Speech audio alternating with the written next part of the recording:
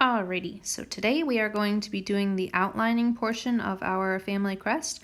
Ideally, you have completed all of the sketches, personal symbols, other little things, designs, patterns, whatever it is you want to put on this so that you have a nice balanced composition that fills most of the page.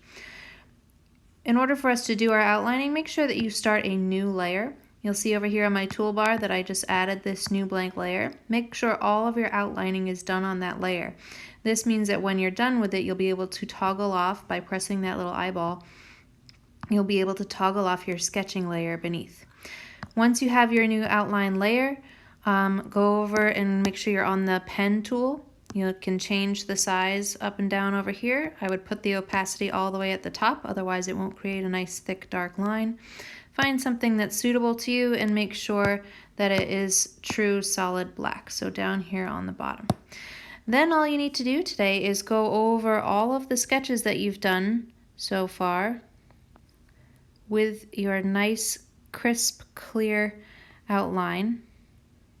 If you're having troubles making smooth, obvious lines, put your predictive stroke on, which will help kind of jump your stroke back into a sort of more finished, professional looking line. That's not going to work when you go into some of these tiny areas.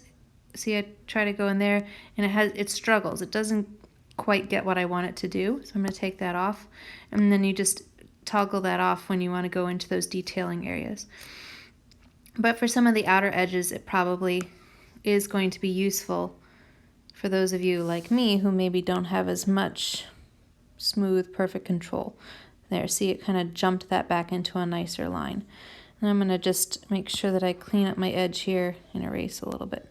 Another thing that's really important to do today as you're working your way around this is when you bring your line up to meet another, make sure that they're actually touching so that when we go in to fill this in later, you won't have holes for the color to accidentally leak through.